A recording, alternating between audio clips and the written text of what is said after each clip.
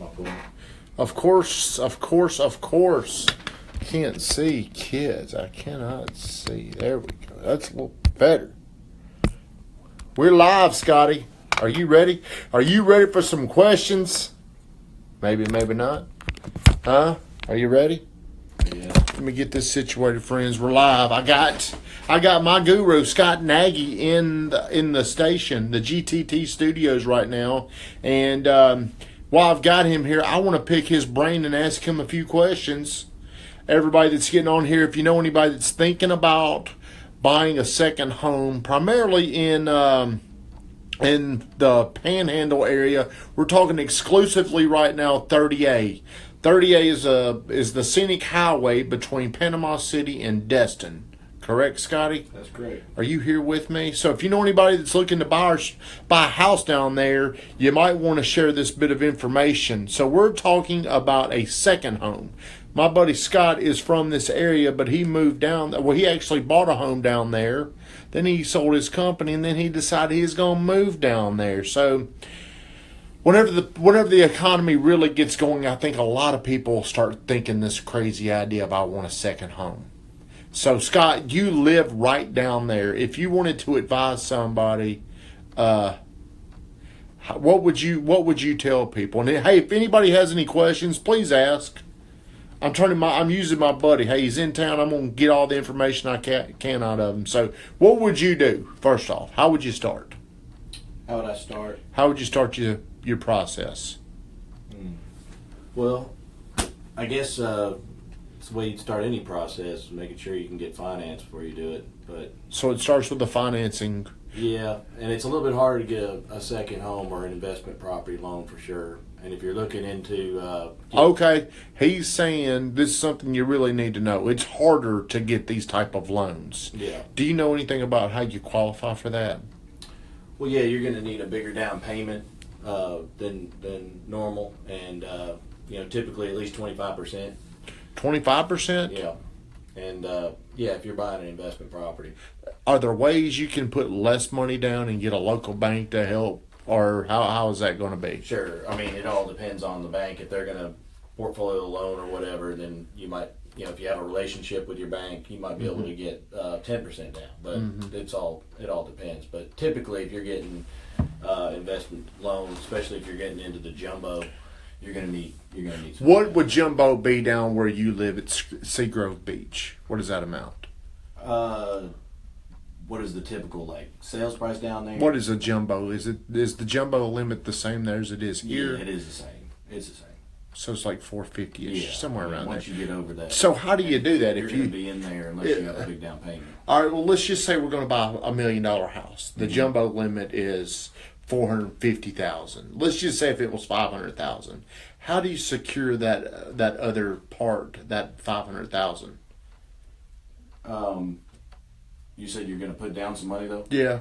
Do you put down the 20% of 250, or do you put down 20% of the jumbo limit, and then you got to go out and get the other money? How does that work? No, you're gonna put down whatever you can, and if your loan amount goes under the jumbo limit, then you can get it in a conforming loan. But more than likely you're gonna end up with maybe a conforming first and a line of credit.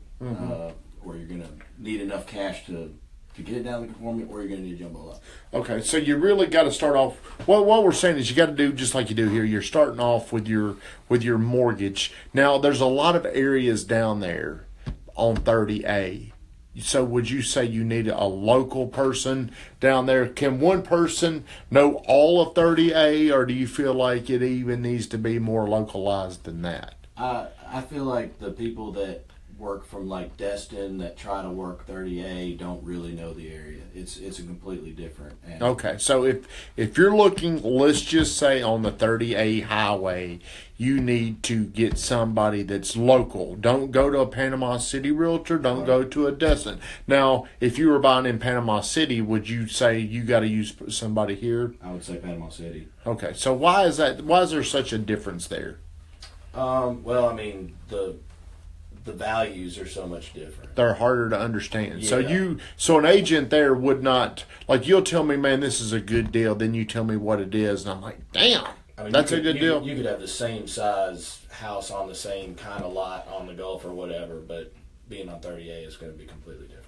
So 30A brings a premium. What else brings a premium? I'm sure being right on the Gulf front. Well, there's different levels, or the things that are important on the Gulf are elevation, for one. The higher the elevation of the beach, basically, like where the lots are, is a big factor because people want to plan for hurricanes. If it has a seawall, things like that are. What is a seawall? Seawall is something the county used to come in and build into the sand that would help keep the sand from eroding. So you can't see the seawall from the beach? You can actually a little bit on those houses. It's just like a line of like posts in the ground. Okay. But now they don't do them anymore, and they're doing it to protect the sea dunes and stuff. Now it's all very protected. That's another thing. When you down there, everything is about conservation. So if you're building near the Gulf, you have to have turtle tinted windows, which keeps the sea turtles from coming up too far and disrupting their egg laying. If you're gonna do anything, there's huge setbacks. If you're on even a tributary that ends up in the Gulf somewhere, you can only build on like 25% of your lot. There's a lot of little things like that. And you wouldn't know that if you're an agent coming, maybe not from another agent. Not at all. From another. So let's say if I'm buying down there, and I think a lot of people that buy, they've got to max out rents for it to make sense. Yeah. For most people aren't rich like you. So what they've got to do is they've got to buy this, and they're really out of 52 weeks. How many rents or how many weeks do you feel like it's very easy to get? Property managers down there, when they're making their projections, they typically use 20 to 25 weeks as a standard because it's pretty easy to get that number of weeks rented. If you count the peak weeks and the spring break, fall break, those are almost automatic. I mean, they'll fill up. So with VRBO, let's say if I'm living up here and I didn't have you down there, if I bought a house down there, would you advise, this is something you people up here need to know, would you advise me to get a management company down there or VRBO by myself? If you had somebody down there that could at least oversee the operation, maybe not even as a full-time manager, you might be able to make that work. But there's so many little things that go wrong. It's hard to not get stressed about it if you're not close by. Right. But there are companies down there that do that type of thing too, without being full property managers. Just people that'll take care of little things. But the property managers down there typically charge 28 to 35% of the rents. And on top of that, you're paying your hotel taxes and all that stuff. It makes it really hard to make money with a property manager. Most people that buy down there with a second home typically do have a property manager just to offset some of the, or they rent it out just to offset some of the costs. But it's really more just to be able to afford to have that luxury. Paul Wilson said that Fannie Mae will do a 90% loan to value on a second home, but there's conditions. Can't use rental income to qualify. So to take that even further, you are probably going to, before you can go buy other stuff, a bank may want to see 2 years of tax returns on that property before they start to count that income, correct? Well, he's talking about a conforming loan. Right, yeah. You're talking about getting into conforming limits, and that changes things, but most people are not going to have a conforming loan on 38. But what are they going to have? Well, they're going to have a jumbo. Because of the, let's just say $450,000. What is the average price on 38? I think, or in that community, or the whole. I looked at Sotheby's numbers for last year, and their average sales price was $1.2 million last year. 1.2. So some areas, watercolor, it may be $2 million. Seacrest, it may be 600,000 or 700,000. And if you get back further, so tell us if you do buy a house. Let's say you bought a house. What would be, and you're somebody like most people that they buy down there, they're going to be very dependent upon maximizing rent, limiting expenses. They also, what would be your recommendation for somebody? Because most people are going to want to do this as cheap as possible. They're probably not going to want to put good furniture in there. Does all that stuff matter? Most houses down there come fully furnished. So most houses down there come fully furnished. Yeah. And most people don't want to have to, furnish a home, especially from afar. It's hard to do. So for convenience, most of them do come fully furnished. Some of the new construction, they'll even stage them and sell them fully furnished as well. Really? Yeah. I knew that you buy most existing homes and they do come fully furnished. Yeah, even the new construction, they do it a lot. What are the biggest problems that you have as a short-term landlord? Some of the problems you run into are the spring breaker type tenants. Another problem you have is most people do turnover on Saturday to Saturday. And with that being said, everybody has the same schedule. Everybody needs the cleaners and stuff. So finding good cleaners that can be available on the day of your turn is pretty tough too. So that gets really stressful for you. When they leave checkout's 10 o'clock? Yeah. You got till what, 4 o'clock? 4 o'clock. So you've got like 6 hours of hell. Like you've got how many square feet is that big house? It's almost 5,000, but it's 19 beds. 19 beds. Which is how many bathrooms? Bathrooms, it has 7. Do they pay the cleaning fee with the VRBO, yeah. Or is that how much is a typical cleaning fee? My cleaning fee is $600. $600. That's what I pay my guys. $600 per time. Per time. I pay them $600. Yeah. So all this stuff, man, it starts adding up. How are some other ways you don't foresee you're going to lose money on this deal? Because whenever I buy something, I'm looking at I can't tell what he just texted me. I'm taking what I'm spending and then I'm figuring out I'm going to get X amount of dollars per month. Right. What are some of the hidden fees I need to know about? Well, people don't realize how much more expensive like just regular services are there. Just the service industry. Anything that you need as far as landscaping or AC guys or anything, the prices are much higher on 38. Are they? Yeah.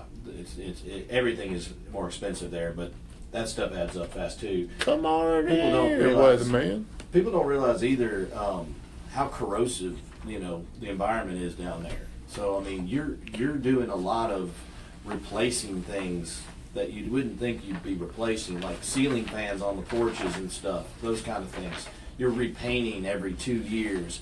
The sand that people drag in takes the finishes off the floors.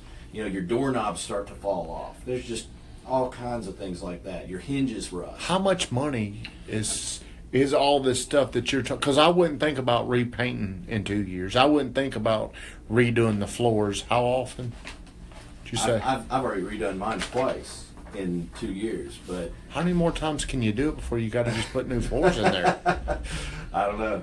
And then the furniture. So there's a lot of hidden costs whenever you're buying this. So if you're me, and I bought real estate here in Murfreesboro, and it's easy for me to say I can buy it for this, I can rent it for that. I'm going to have roughly 10% of my gross income for vacancy and expenses.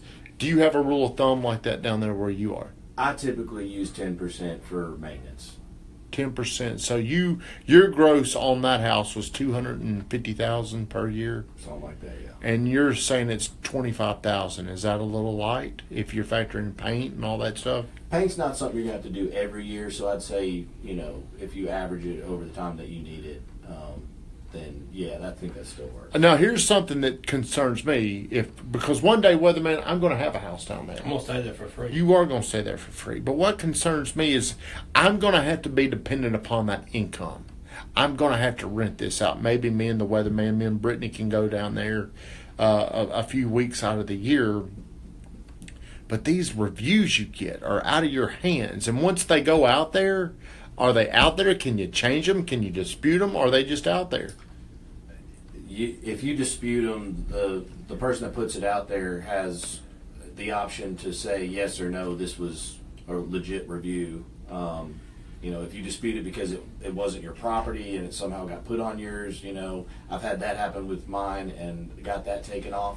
But other than that, yeah, you're stuck with your reviews, and it really is how you, I mean, you're going to live and die by your reviews because... So it's that important for your reviews? It's very important. Really? Oh, yeah. And those types of things also drive your the search within VRBO. So if you've got bad reviews, they move you down the list? Yes. If you have poor response times, if you don't change your pictures often, if you don't have a full profile, things like that will move you down. And how often do people... If you don't use their merchant services, it'll move you down. What is a merchant service? Like a credit card processing company. So if you're trying to go cheap and try to save a little bit of money, they find ways to punish you. Yeah, they're going to punish you, and that's another thing. That's another 3% off of what you're making. You know, that's another hidden fee. So credit card processing fees. So that's part of your gross that you've got that you're just losing is 3%. Yeah. Man, so would you advise people? What do you get when $10,000 to $12,000 on just that one house? Yeah, in processing fees. What is the benefit of a second home? You get to use it. You're hoping for appreciation. Well, I mean, you're in the end, you're getting income. You're able to write off so much that you're able to get income that you're not paying taxes on. You know, your taxable income is reduced, and you're getting quite a bit of appreciation. I mean, well, what if, like, when did it depreciate down there? 2006? Yeah. 7? Yeah. Until probably 10, 11? Yeah. It was, I mean, but that's not typical, you know.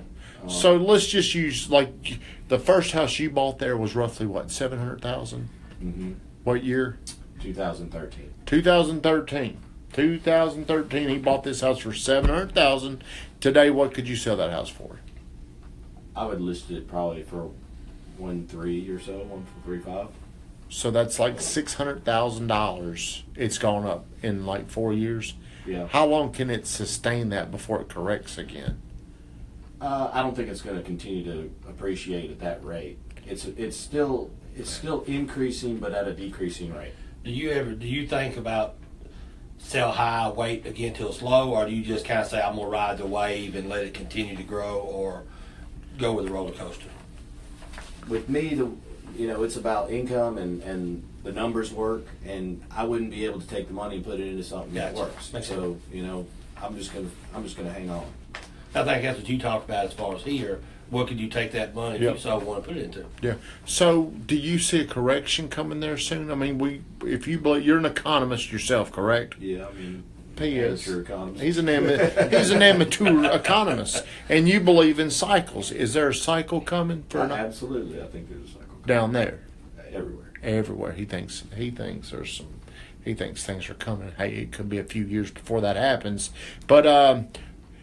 Weatherman, do you have any questions? I'm trying to think, because one day this is my goal. I want to have a house right down there. I want to be his neighbor down there. Well, the big thing is what made you want to go big instead of small? Because everybody, and even if you're financially able to go big, everybody thinks I'm scared to death to go big. So talk me into why I should go big instead of buying a $150,000 small condo that'll rent out for $100 a night compared to, you know what I'm saying? So. Well, yeah, I mean, Tommy knows my theories on how this works, but I try to control as many assets that are appreciating as possible. Okay. So, going big is just a matter of, hold as many appreciating things as you can. And the bigger they are, the bigger the appreciation. Yes, bigger the appreciation. Okay. Yeah. And leverage that if you have to. Okay. Rather than pay cash. Gotcha. So you say go big or go home? Well, I mean, it all depends on your risk. Well, you gotta have. That's what I'm saying. Most people don't have the gumption or the gonads to say, "Piss on, I'm going after it." I've got the benefit of not having any kids, no wife, no family. I mean, that's different. Not everybody's situation is like mine. Right. What else do you have, Weatherman? Man, that's probably the best advice that as far as for me, as far as thinking now my kids are graduating, grown, married, house paid for. What's my next move? Yeah. Do I leverage my $350,000 house? You know what I'm saying? So do I go big? Because what I'm looking at is I was looking at little 500 square foot condo down there. Me and my wife could go 2 months out of the year and just make enough to pay for it. But then you look at the 40% they want to manage. Now, he will say this: if you're looking for a better investment return on cash flow, you might want to go to a Panama City or to a Destin. Completely different. It's completely different animal. Well, my family's and that's The trade-off is probably appreciation, though. yeah. Yeah, Right, because I'm yeah. looking at these Panama City properties, and they are nowhere. They're not back to the peak prices. It doesn't. I mean, they're still. Bert's he bought a place down there, and I don't think it's worth what he paid for it. Probably not, but it's just like anything. If that continues to grow high, just like we are, it has to have an effect on the neighboring cities that are close. Because eventually it's going to get they can't afford there. So what they do, they move to the next That's beach right. over, the next beach over. So it's almost like if I'd have bought Panama City 7-8 years ago, it'd have probably tripled what they're bringing now. How long do you think that it'll take to get there? They're not holding you to it. 10 years, 20 years, who knows? Yeah, But things could change in those areas to be a catalyst you've talked about. Yeah, they're working on things like they've passed a new tax to build new roads and bridges over there. They've got the airport that's growing over there. Yeah. They've eliminated the spring break stuff for the Yes. most part now, and made it more family oriented. They're now looking at getting rid of scooter rental. They're just trying to make it a more family friendly. Right. Hey, now place. give us a little tidbit of what's going on in Seaside, or is that confidential? You don't want to be buying up Seaside. You may want to buy up Seaside. I don't know what I'm supposed to know. Can we say anything about it? I doubt we've got any It's about to followers. get a little. Oh, really? I doubt Don't I watch it anyway. No, there's just some, yeah. But it's going to look different down there. Yeah. How soon? Fall. That soon? Yeah. Wow. Fall. Big hotel coming in there? It's gonna be a boutique, but A boutique yeah, hotels coming in right in the middle of all that stuff. And where some of the older stuff, like the old seaside style store and that kind of stuff, where some of that Gulfront property is, that'll be gone. Is it going to have much elevation, or is it going to be? Yeah, and I think it's going to be 2 or 3 stories, and it's going to have a walkover over 30A. See, the cool thing They're about supposed to do that in Panama City. the too, cool thing walk about up. 30A, very few high rises, very few at all. It's very local, village like. There's a 50-foot rule. Yeah. No, Seagrove 1 or Seagrove, what's They were grandfathered in because they were Yeah. before it. Yeah. Is there any beachfront property left in Seagrove, or has it all been spoken for? There may be a couple of things and maybe some tear downs. Okay. That's what they do there. They tear down these little old Panama City Right. looking houses. Yeah. They put something up that just kind of Yeah, but I mean, there's 12, nowhere to 13. find a loophole that something's grandfathered in that they could Oh, I bypass see. the rule. Hey, Billy Wilson, thank you for getting on You know, here, buddy. There's people in other countries that money's not an option, and Yeah. that's kind of what happened down this. they've got a lot of buyers there that you're saying has come here from other countries that are putting money there, right? Some from other countries. We get a lot of oil money from Yeah, Texas. Dubai. I knew Dubai was big in Panama City years back, or Yeah. some of those guys were buying them up, building them up. Right. And we're starting to see more like Hey, Shane Ray, the big REITs and stuff, too. kahuna. Yeah. More investment companies coming down. So we're talking, guys, short-term rentals is really what this show is about. And here's what I would tell you. Didn't Tennessee or Nashville just like change the rule where you're not allowed to have short-term rental unless your grandfather did now?